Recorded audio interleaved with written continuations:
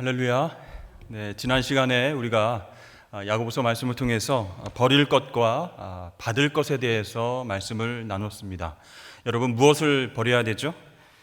더러운 것과 넘치는 악, 특별히 성내는 것을 버려야 된다, 이렇게 말씀을 드렸습니다. 그러면 무엇을 받아야 되겠습니까? 마음에 심어진 말씀을 받아야 된다라고 말씀드렸습니다. 씨 뿌리는 비유에서처럼 우리가 말씀을 듣기는 듣지만 깨닫지 못하는 경우가 많이 있다는 것이죠. 그것은 말씀 자체의 능력이 없어서가 아니라 우리가 말씀을 받을 때 마음밭에 온전히 심지 않기 때문에 그런 일들이 일어나는 것이죠. 여러분, 씨를 뿌리려고 하는데 그 밭에 잡초가 많으면 어떻게 해야 되겠습니까? 씨앗을 자라지 못하게 방해하는 잡초들을 다 뽑아 버려야 되는 것입니다. 그리고 씨앗을 밭에 잘 심어야 됩니다. 사도 바울은요, 로마서 3장 13절에서 저희들의 목구멍은 열린 무덤이라, 이런 이야기를 했습니다. 여러분, 열린 무덤에는 어떤 냄새가 날까요? 그 안에 시체가 있기 때문에 썩고 부패한 냄새가 나는 것입니다. 마찬가지로 우리도 입만 열면 썩고 부패한 냄새 나는 말을 쏟아내고 있다는 것입니다. 너무나 자연스럽게 그런 일들을 한다는 것이죠. 이러한 잡초들을 제거해내야 우리의 마음밭에 말씀이 정말 잘 연글어서 싹이 나고 자라날 수 있다는 것입니다. 우리가 지금까지 하나님 앞에서 언어 생활을 잘못했다면 회개해야 됩니다. 잡초들 다 뽑아내야 됩니다. 그런 이후에 말씀을 마음속에 깊이 심어야 된다는 것이죠. 여러분, 말씀을 심기 위해서는 어떻게 해야 할까요? 말씀을 가까이 해야 된다는 것입니다. 시편 119편 11절 말씀에 내가 주께 범죄하지 아니하려 하여 주의 말씀을 내 마음에 두었나이다. 아멘. 그래서 참된 경건은 오늘 야고보서 말씀을 통해서 보면 하나님의 말씀과 관계가 있다는 것입니다. 내 마음에 하나님의 말씀이 싹이 나고 열매 맺는가, 그 여부에 따라서 경건의 삶을 유지할 수 있는가 그렇지 않은가가 결정된다는 겁니다. 자, 그렇다면 진짜 경건, 가짜 경건이 있을 수 있는데요, 진짜 경건을 위해서 우리가 말씀을 어떻게 심어야 될까, 오늘 말씀을 통해서 살펴보기를 원합니다. 첫 번째는 이 말씀을 온유함으로 받아야 된다라는 것입니다. 그냥 받는 것이 아니고 온유함으로 받아야 된다. 온유는요, 여러분, 성내는 것과 반대되는 말이죠. 성령의 열매 중에 온유함이 있습니다. 그리고 마태복음 8복의 말씀을 쭉 살펴보면 온유한 자는 복이 있다라고 예수님께서 말씀하셨습니다. 그래서 우리가 주님 안에 거하고 성령의 지배 아래 있을 때에 우리의 인격은 예수님을 닮아가기 때문에 온유함으로 말씀을 받을 수 있다는 거예요. 온유한 태도로 말씀을 받게 되는 것은 무엇인가? 여러분, 우리가 말씀을 들을 때 찔릴 때가 있어요. 왜 하필 이런 말씀을 주시는가? 내가 기대한 것, 그런 말씀이 아니라 왜 좀 불편하게 하고 좀 힘든 그런 말씀을 주시는가? 우리 목사님 설교보다 인터넷에서 유명한 그 목사님 설교가 더 좋은 것 같아. 오늘 우리에게 주시는 말씀은 나 말고 누구누구 집사가 들어야 될 텐데 오늘 안 나온 것 같으네, 너무 아깝네, 이렇게 이야기하는 것들입니다. 그게 온유함으로 말씀을 받는 게 아니라는 거예요. 여러분, 말씀은 누구들하고 주신 것이죠?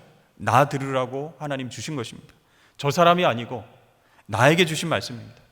그래서 말하기는 더디하고 듣기는 속히 하라 라고 말씀을 하셨죠. 듣기에 집중하라는 겁니다. 그런데 이 말씀을 잘 듣되 온유함으로 받아야 된다는 겁니다.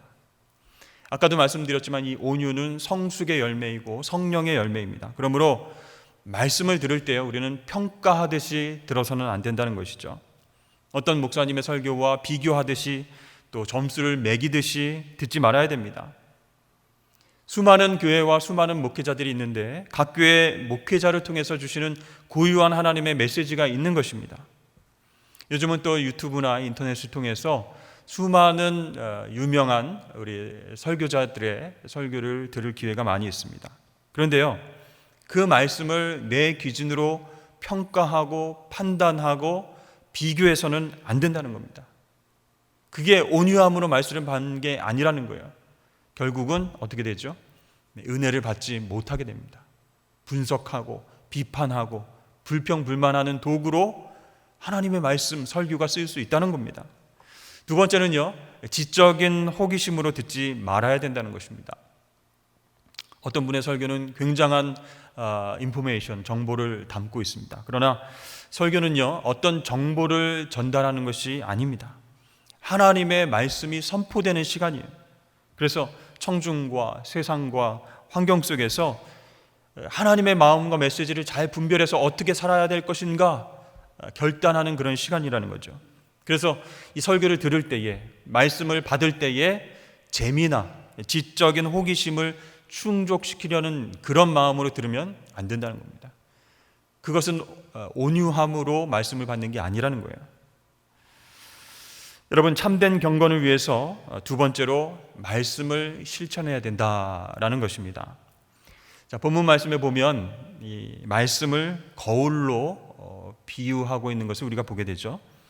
여러분, 거울은 우리의 모습을 잘 비춰줍니다. 특별히 적나라한 모습까지 다 보여주죠. 예쁜 모습, 아름다운 모습뿐만 아니라 씻지 않아서 더럽고 정리하지 않아서 부수수한 모습, 그런 세밀한 부분들까지도 다 보여주는 것이죠. 이 말씀이 거울이 되면요, 주님의 모습도 보여줍니다. 우리의 연약하고 더러운 모습들도 비춰주지만 주님의 아름다운 모습도 보여준다는 거예요. 그런데 그 말씀의 거울에 비춰 봤을 때에 잘못된 부분, 더러운 부분, 그런 부분들이 발견이 되면 당장 고치거나 씻어야 됩니다. 그렇지 않으면, 즉 말씀을 듣고 실천하지 않으면, 행하지 않으면 자신을 속이는 자가 된다라고 말씀하고 있어요. 예전에 제가 새벽 설교를 담당한 적이 있었습니다.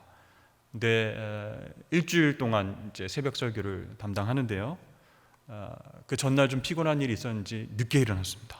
그래서 얼른 씻고 양복을 입고 거울을 봤습니다. 근데 완벽하지가 않은 거죠.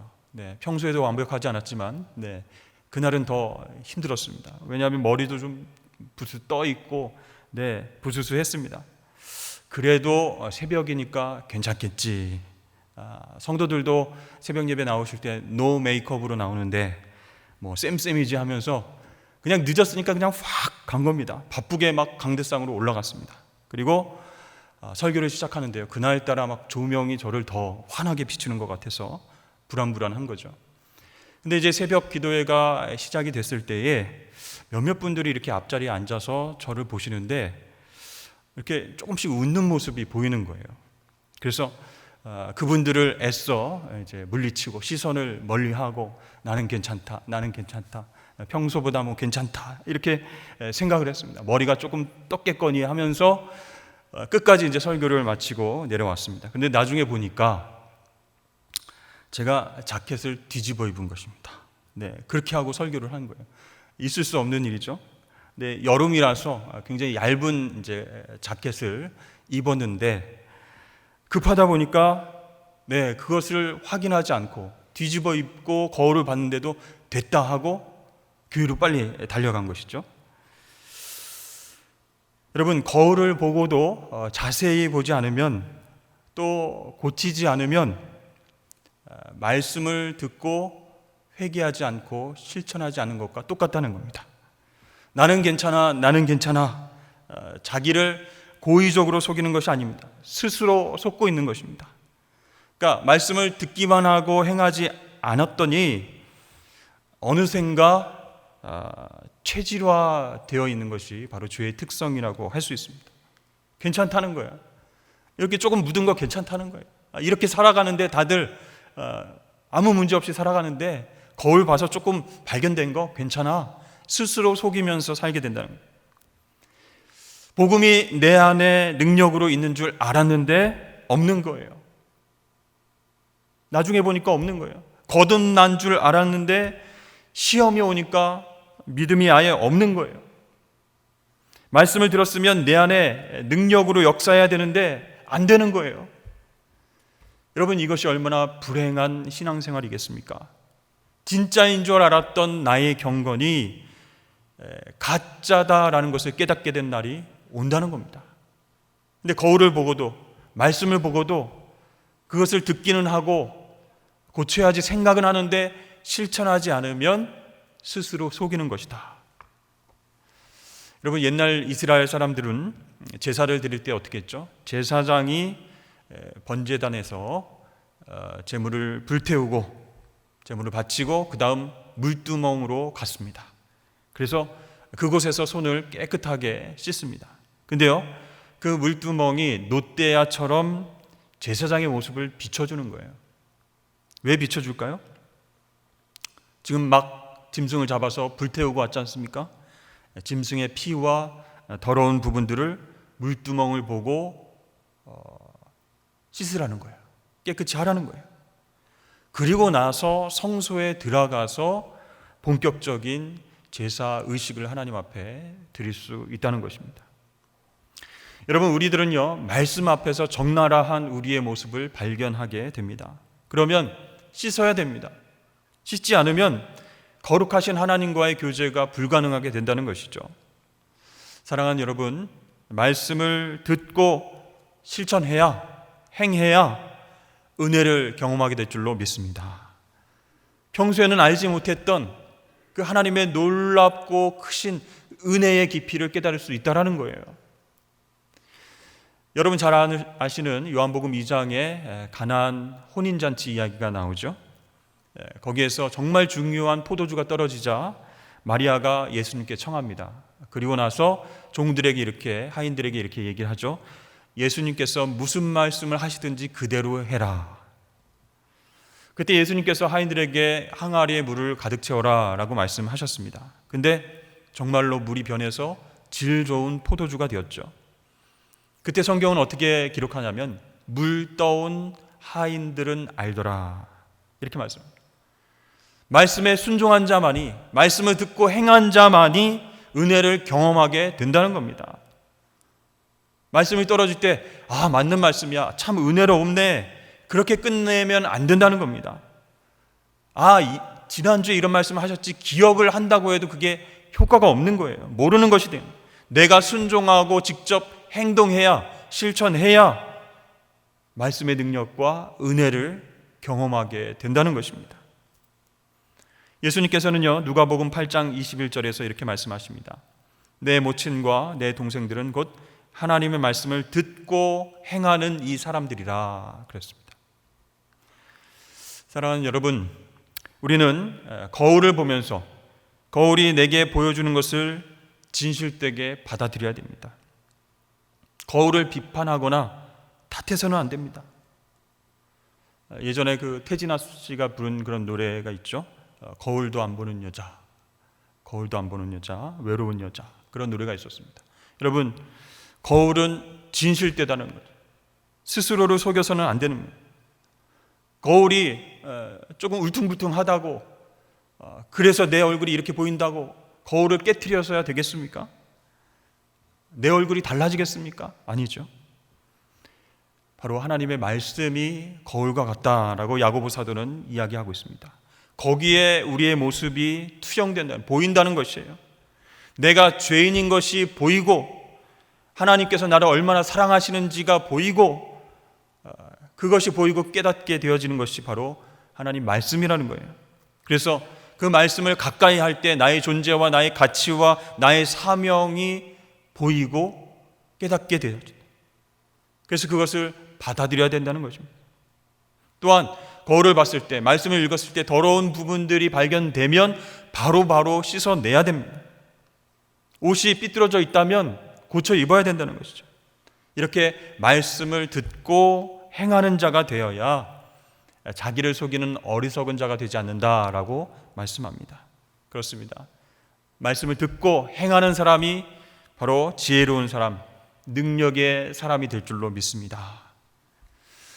자, 25절 말씀해 보시면요, 자유롭게 하는 온전한 율법을 들여다보고 있는 자는 이렇게 말씀하고 있는데, 자유하게 한다, 율법이 자유하게 한다, 이런 표현을 쓰고 있습니다.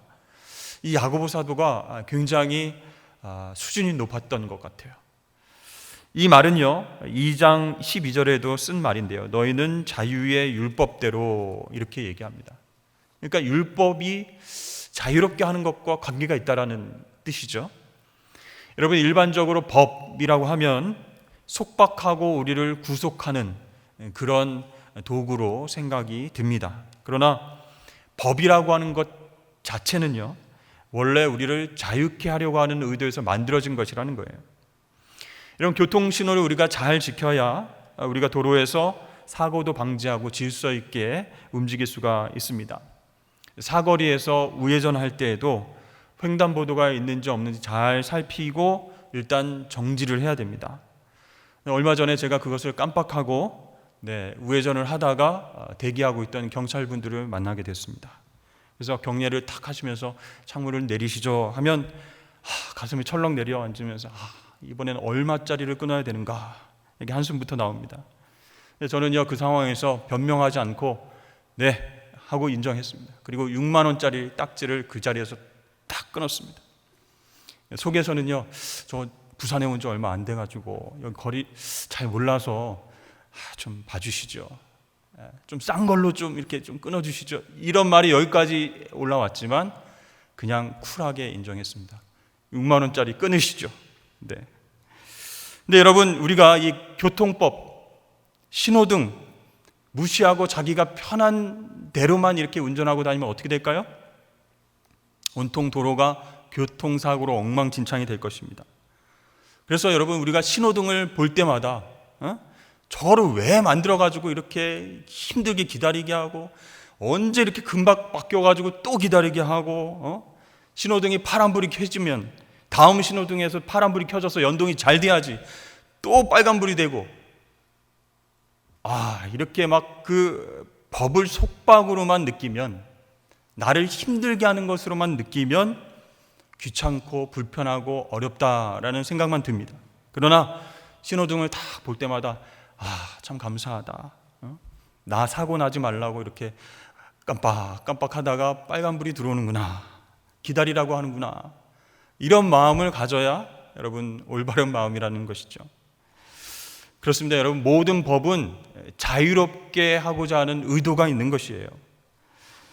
근데 유대인들은 율법에 대해서 어떻게 생각을 했을까요? 율법은 나에게 좀 힘든 것이다, 고통을 주는 것이고 가책을 주는 것이다, 저주와 하나님의 심판을 받는 그런 것이다, 그래서 완전하게 지킬 수 없는 그런 것이다, 이렇게 생각하면서 어떤 이들은 율법을 견디다 못해서 율법을 차버리는 경우도 생기기도 했습니다. 근데 야고보 사도는 그게 아니라는 거예요. 율법은 우리에게 자유를 주는 것이다 라고 말씀하고 있습니다. 왜냐하면 하나님께서 우리를 사랑하시기 때문에 율법을 주셨기 때문이다, 그렇게 이야기하는 거죠. 예를 들어서 살인하지 말라라고 하는 계명, 그 법은 우리의 생명을 보호하시고자 하는 하나님 사랑에서부터 나온 것입니다. 그럼 생명처럼 귀한 것이 어디 있겠습니까? 살인하지 말라는 것이 속박입니까? 아니죠. 나와 이웃의 생명을 지키는 엄청난 사랑에서 나온 법이죠. 간음하지 말라, 그 명령은 어떻습니까? 우리의 순결을 지키고 하나님 앞에서 바르게 살고자 하는 그런 마음을 주시기 위한 하나님의 사랑이라는 거예요. 여러분, 하나님께서 율법을 언제 주셨습니까? 애굽에서 주시지 않고 출애굽해서 광야에 나갔을 때 주셨습니다. 즉, 구원의 조건으로 주신 것이 아니라 이미 구원받아서 출애굽한 백성들에게 주어졌다라는 거예요. 그래서 십계명을 하나님께서 모세에게 주실 때 이렇게 말씀하셨죠.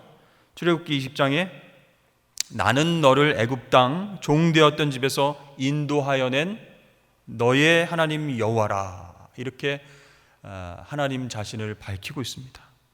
그러니까 먼저 죽어가는 백성들을 살려주시고 구원해 주시고, 그 다음에 이렇게 살아야 진짜 자유롭게 살 수 있다라고 하면서 십계명을 주신 것입니다. 그러니까 이미 얻은 자유, 그 소중한 자유를 지키는 길로 율법을 우리에게 주신 줄로 믿습니다. 그래서 야고보 사도는 자유케 하는 율법이다 이렇게 말하고 있는 것이에요. 25절을 우리 다 함께 읽어보도록 하겠습니다. 시작. 자유롭게 하는 온전한 율법을 들여다보고 있는 자는 듣고 잃어버리는 자가 아니요 실천하는 자니 그 사람은 그 행하는 일에 복을 받으리라. 아멘. 아무리 좋은 교통법규를 만들어 놓았다고 하더라도 지키지 않으면 자유를 누리지 못하는 것처럼 모든 법은요 지키는 자에게만 그 법으로 말미암은 혜택이 돌아가는 것입니다. 그래서 오늘 말씀에 실천하는 사람은 그 행하는 일에 복을 받으리라 이렇게 말씀하고 있지 않습니까? 그렇습니다. 우리 주변에 보면요 말씀을 굉장히 많이 읽고 통독도 많이 하시고 또 묵상도 잘 하시고 암송도 많이 하시고 가르치시기도 합니다. 좋습니다. 잘 하시는 겁니다. 그런데 실천하지 않으면 아무것도 아니라는 거예요. 힘도 용기도 자유함도 우리가 그 말씀 속에서 누릴 수 없다라는 겁니다. 알면서 깨달으면서 하나님의 법을 이해하면서 실천하지 않으면 그의 삶은 하나님의 자유, 하나님의 영광 누리지 못하는 거예요. 사탄이 우리를 조롱하게 된다는 거예요. 그렇습니다. 여러분, 진짜 경건은요 법을 알고 그 법을 실천하며 자유를 누리는 것인 줄로 믿습니다. 그래서 이 하나님 말씀 율법은 우리를 힘들게 하기 위해서 주신 것이 아니라 우리를 먼저 구원하시고 진정한 자유를 누리게 하시려고 주신 법인 줄로 여러분 믿으셔야 됩니다. 세 번째는요 말씀의 축복을 나누어야 된다라는 것입니다. 26절과 27절 말씀에 보면요 진짜 경건한 사람, 말씀 듣고 실천하는 사람이 어떤 사람인지 구체적으로 얘기하고 있습니다. 26절 보시면 스스로 경건하다 생각하며 자기 혀를 재갈 물리지 아니하고 자기 마음을 속이면 이 사람의 경건은 헛것이라.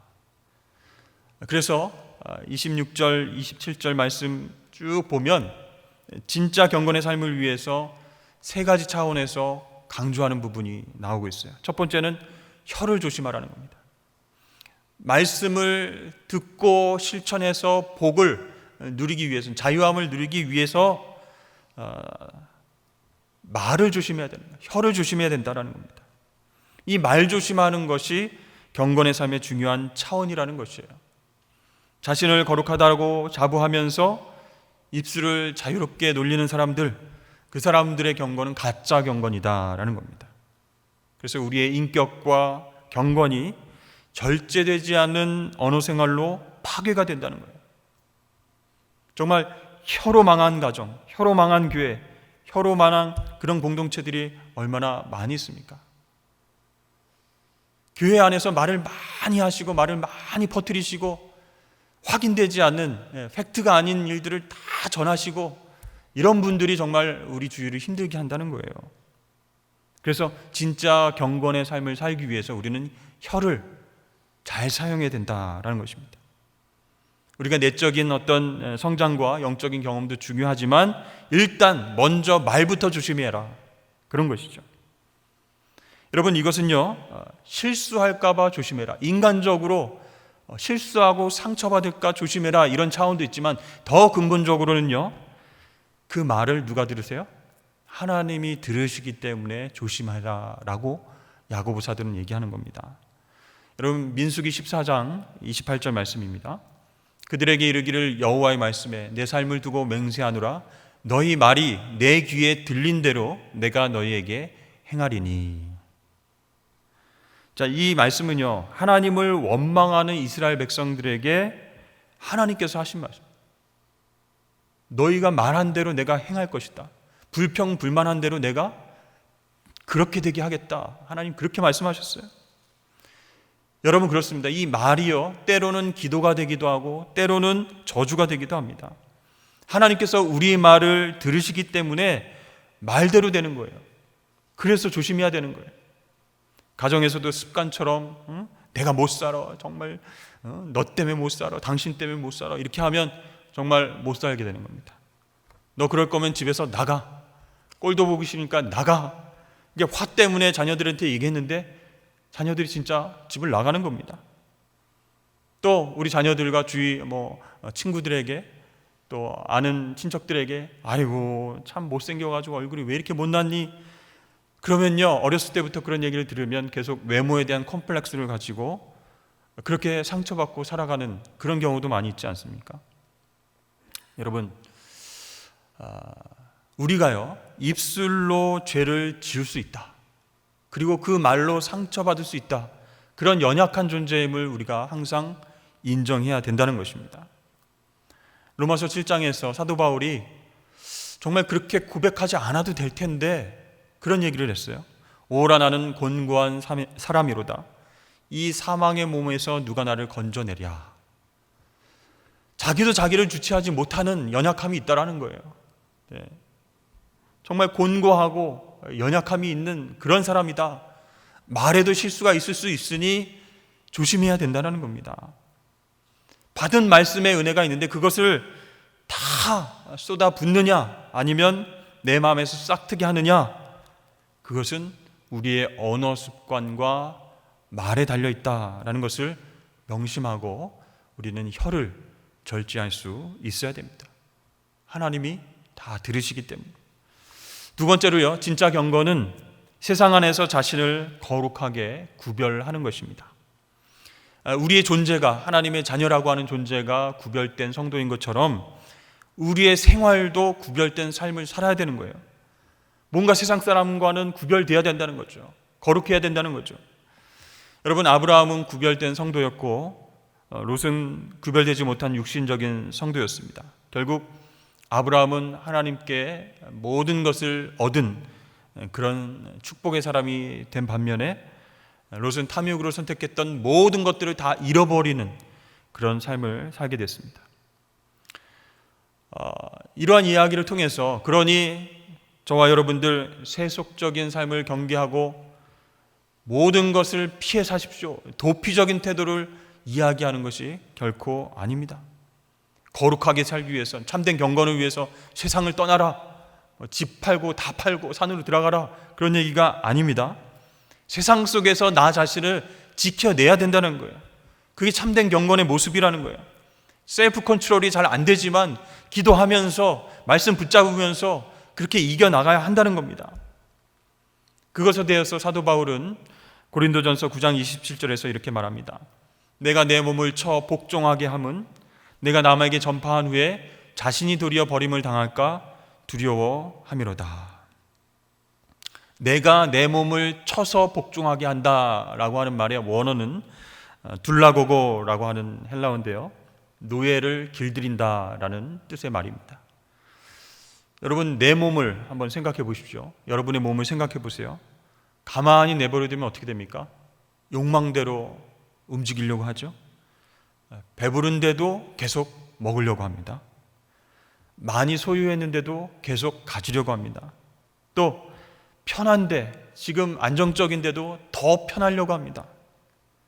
그러므로 우리가 욕망의 노예로 살지 않기 위해서 내 몸을 길들여야 된다는 거예요. 내 몸을 쳐서 복종시키는 것은 몸이 하고자 하는 대로 살면 안 된다는 겁니다. 그러면 경건한 삶을 결코 살지 못한다는 뜻이에요. 경건이라는 것이 바로 세상 속에서 자기를 지켜내는 것이고, 세속에 물들지 않게, 세상의 가치관이 어떻게 나를 공격하고 유혹하고 흔들어도 믿음을 가지고 중심을 지켜내는 것, 그 인격과 마음을 지켜내는 것, 그것이 참된 경건의 모습이라는 겁니다. 여러분, 부부의 세계라고 하는 최근 인기 있는 TV 프로를 보십니까? 저는 보지는 않았는데 최근에 너무 화제가 됐다고 해서 인터넷에서 짤막하게 이런 동영상을 본 적이 있는데요, 남자 주인공이 그렇게 얘기합니다. 사랑에 빠지는 게 죄가 아니지 않느냐, 이렇게 얘기를 합니다. 불륜을 저지른 남편이 떳떳하게 외치는 그런 대사입니다. 그러면 그 드라마를 보고서 전국의 모든 불륜남들이 박수치면서 맞아, 역시 명대사야, 저렇게 살아야지. 이렇게 하지 않겠습니까? 여러분, 어린아이들 성착취 영상으로 구속된 N번방 청년들은 어떻습니까? 데이트하면서 상대방을 폭력으로 길들인 그런 남자들은 어떻습니까? 이러한 사회 현상 속에서 우리는 우리 자신을 경건으로 지켜내야 된다는 거예요. 여러분, 경건은요, 우리의 체질이 변하는 것입니다. 몸에 안 좋은 음식이 들어오면 몸이 바로 반응하듯이 우리 가운데 죄가 들어오려고 하면 즉각 그것을 커트해내려고 하는 반응이 있어야 된다는 거예요. 사실 몸에 안 좋은 그런 음식들을 먹으려고 하면 막 속이 거북하고 먹기를 그만두게 되는 것이죠. 우리 몸이 건강하다면 그렇습니다. 저도 이제 다이어트 예전에 해봐서 아는데, 다이어트 할 때 밀가루 안 먹죠, 설탕 안 먹죠, 인스턴트, 탄수화물 다 절제합니다. 그리고 열심히 운동합니다. 그러면 정말 살도 빠지고 몸이 건강해, 그런 체질로 바뀌게 된다는 거예요. 그러다가 이제 치팅데이가 돼요. 그래서 하루는 그냥 먹고 싶은 걸 마음껏 먹어도 된다, 그런 날이 옵니다. 오랜만에 밀가루 음식이나 인스턴트 음식을 먹으면 갑자기 여기서부터 거부감이 생기는 거예요. 바로 조금만 먹어도 속에서 부대끼는 겁니다. 여러분, 우리의 영적 체질도 바뀌어야 됩니다. 사실 달콤한 음식들이 얼마나 많이, 달콤한 죄의 유혹들이 얼마나 많이 있습니까? 그것을 덥석덥석 맛있다고 향기롭다고 먹는 것이 아니라 체질을 바꿔야 거부할 수 있다는 거예요. 말씀에 복종할 수 있게끔 나를 길들여야 됩니다. 내 몸을 쳐서라도 순종할 수 있게끔 만들어야 된다는 거예요. 우리가 그렇게 훈련을 해 나갈 때 경건이 우리의 몸에 체화되게 된다는 것입니다. 그러면 건강한 영적 체질로 변하게 된다는 것이죠. 세 번째로 참된 경건은 고아와 과부를 환난 중에 돌보는 것이다 라고 말하고 있습니다. 무엇을 안 하고 가만히 기도하고 가만히 말씀만 듣는 것이 경건이 아니라 무엇인가 하나님 기뻐하시는 일, 거룩한 일을 해야 된다는 거예요. 적극적으로 해야 된다는 거예요. 성경 전체를 통해서 우리 주님께서 불쌍하다고 생각하시고 정말 도와주라라고 이야기한 대상이 바로 고아와 과부입니다. 오늘날의 이 말씀을 들을 때 꼭 고아와 과부를 찾아서 도와줘야겠다, 그런 뜻이 아니라 이들처럼 힘없고 어려운 사람들을 돌아봐야 된다. 그게 진짜 경건이다라는 것이죠. 당시 그 여자와 아이는요, 경제적으로 자립할 수 없었습니다. 남편이 없어도 여자는 직장 찾아서 일하고 돈을 벌 수 없는 그런 사회였습니다. 고아들도요, 부모가 없으니까 방치되지 않습니까? 그러면 아무나 끌어다가 노예를 시켰다는 것이죠. 그만큼 고아와 과부는 그 시대에서 사회적 약자였습니다. 그러므로 하나님께서 그들을 보호해 주시는 거예요. 그들을 돌봐라, 그들을 긍휼히 여겨줘라 라고 말씀하신 것입니다. 최근에 아파트 경비분에게 함부로 대하고 폭력을 가한 사람으로 인해서 안타까운 사고가 일어났습니다. 이 가해자는요, 뻔뻔하게도 이 경비 아저씨를 인간으로 대한 것이 아니라 머슴으로 생각하고 그렇게 어처구니 없이 때리고 폭행하고 막말을 퍼부었습니다. 여러분, 우리가 돈을 보고 사람을 판단해서도 안 됩니다. 입은 옷을 보고 판단해서도 안 되고요. 지위를 보고 건강을 보고 그 사람을 판단해서는 안 된다는 것이죠. 오직 하나님의 형상대로 창조받은 형제 자매요, 나와 똑같은 성정을 가진 사람이다라고 바라봐야 됩니다. 이것이 바로 경건의 모습이라는 거예요.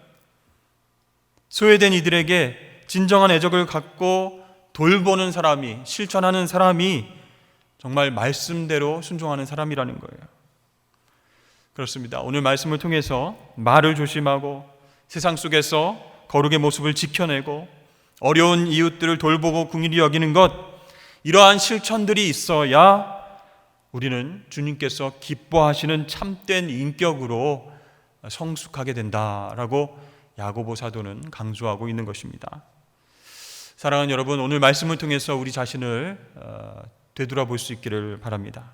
먼저 우리는 율법, 말씀에 대한 바른 이해가 필요하다는 것이죠. 우리를 힘들기 위해서 주신 법이 아니라는 거예요. 자유케 하기 위해서, 우리를 자유롭게 해주시기 위해서 우리를 사랑해서 주신 법이 바로 하나님 말씀이다라는 겁니다. 그 말씀이 우리에게 떨어질 때에 아멘하고 순종하며 실천하는 것이 그 다음 단계입니다. 듣기만 하는 것은 자신을 속이는 일이라고 했습니다. 행해야 됩니다. 그것이 경건의 출발이다라고 할 수 있습니다. 그리고 그 말씀의 축복을 내 자신의 경건과 이웃을 배려하고 돕는 행동으로 나타나야 된다. 그래야 정말 진정한 참 경건의 삶을 살아가게 될 수 있다라고 말씀하고 있습니다. 여러분, 그렇게 할 수 있으시겠습니까? 힘들지만, 어렵겠지만 정말 가짜 경건의 삶이 아니라 하나님 기뻐하시는 진짜 경건의 삶으로 나아갈 수 있었으면 좋겠습니다. 그렇게 성숙한 그리스도인을 향해서, 참 경건의 삶을 향해서 앞으로 조금씩 나아가실 수 있는 저와 여러분 되시길 주의 이름으로 간절히 축원합니다.